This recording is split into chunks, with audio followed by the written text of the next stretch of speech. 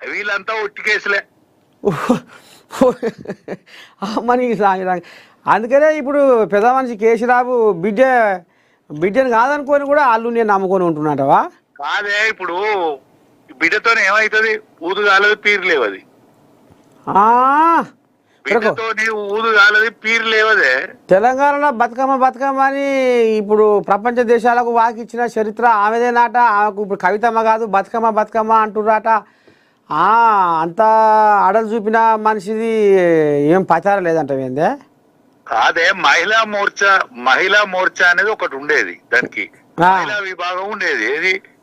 విద్యా విభాగం, బీసీ విభాగం, ఎస్సీ విభాగం, ఎస్టీ విభాగం, మహిళా విభాగం అనేది కూడా ఒకటి ఉండేది.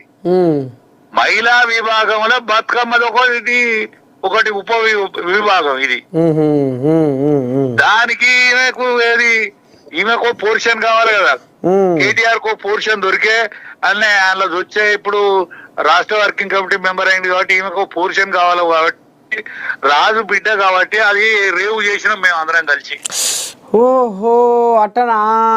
ఈ బతుకమ్మని అప్పచెప్పి ఈమె ఆడితేనే బతుకమ్మ అన్నట్టుగా మేము పిచ్చిగాడి కొడుకులో లేవా? తెలంగాణ పిచ్చర్లు మేము తెలంగాణ పిచ్చర్లు తిరిగితే బతుకమ్మ అయింది అని.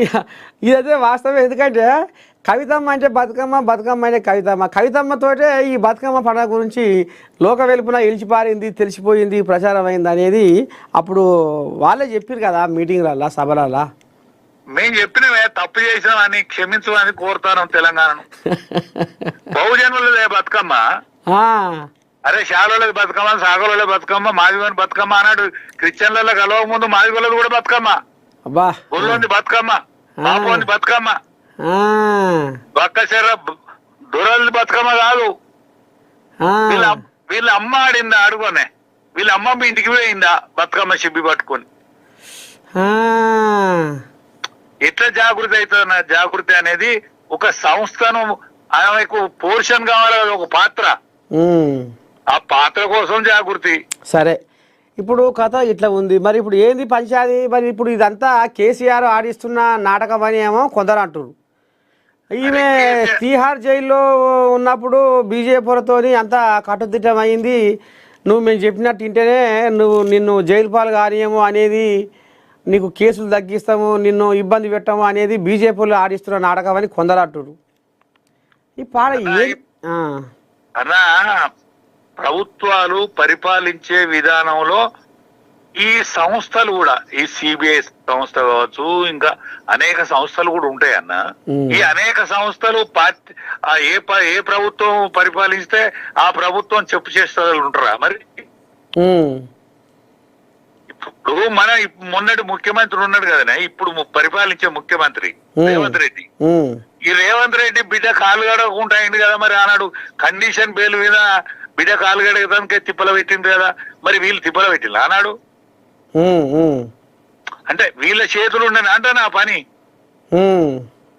అరే వీళ్ళ చేతులు ఉంటే వాళ్ళ చేతులు ఉంటది, ఎవరి చేతులు ఉండదు. భ్రమలు ఇవన్నీ మంది మీద ప్రచారం. ఇప్పుడు మనటువంటి అమాయకులు ఉంటాం కదా ఎటు బాబులోళ్ళు, వాళ్ళ కోసం చెప్పే ముచ్చట ఇదంతా. మరి ఇప్పుడు కవితమ్మ పక్కకు జరిగినందుకు ఇప్పుడు బీఆర్ఎస్ పార్టీకి ఏమైనా నష్టం అవుతుంది అంటావా? ఇప్పుడు కవితమ్మ, బీఆర్ఎస్ పార్టీలో ఉన్న కవితమ్మ అన్న కేసీఆర్ పానం పంచుకుంటానో ఏమైనా పానం ఉంటుంది దీనికి, లేకపోతే పార్టీకి పానం ఉండదు అన్న. ఇక అయిపోయింది దీని పని. ఓ అమ్మా, దీని పని అయిపోయిందన్న. కేసీఆర్ కి ఏమన్నా జాగ్రత్తగా ఆయన ఆరోగ్యం కుదుటబడి గట్టిగా ఆయన తిరుగుతే ఆయన అకావికలం అయిపోయింది. కొడుకో దిక్కు, బిడ్డో దిక్కు, ఇదంతా కొంగలు చెప్పిన మడుగు చేసిన దాన్ని కుక్కలు చెప్పిన ఇస్తారు చేసింది కాదు. కొంగలు దొక్కిన మడుగు అయింది. అది రేవుకు రాదన్నా. అంతేనా? కానీ వాళ్ళకు ఒక సెకండ్ లీడర్ ఉన్న మాట వాస్తవం. ఎవరు? ఇప్పుడు అట్లా కాదన్నా, టీఆర్ఎస్ కు లీడర్ ఉన్నాడు. మనుషులు లేరు, మంది లేరు, క్యాడర్ లేదు, 30 ఏళ్ళు లేడు, 18 ఏళ్ళు లేడు. వీళ్ళకు ఓన్లీ లీడర్ ఉన్నాడు. వీళ్ళకి ఏం లీడరు? ఇప్పుడు అయిన ఎమ్మెల్యే మలగాడు. అయ్యా, సెకండ్ బోట్ తీలే కోల్లాగుంటా చూడే, దాని కిందకి వచ్చే కోల్లా ఉంటా చూడు, అవు కాని కింద వచ్చే కోల్లాగా ఈ టిఆర్ఎస్ లో ఉన్నది. కానీ వాళ్ళకి జనం లేదు. ఆ, జనం ఉంటే పార్లమెంట్ ఎన్నికల డిపాజిట్ పోతాదే. అవు కరెక్టే ఈ మాట కూడా. పార్లమెంట్ ఎన్నికలలో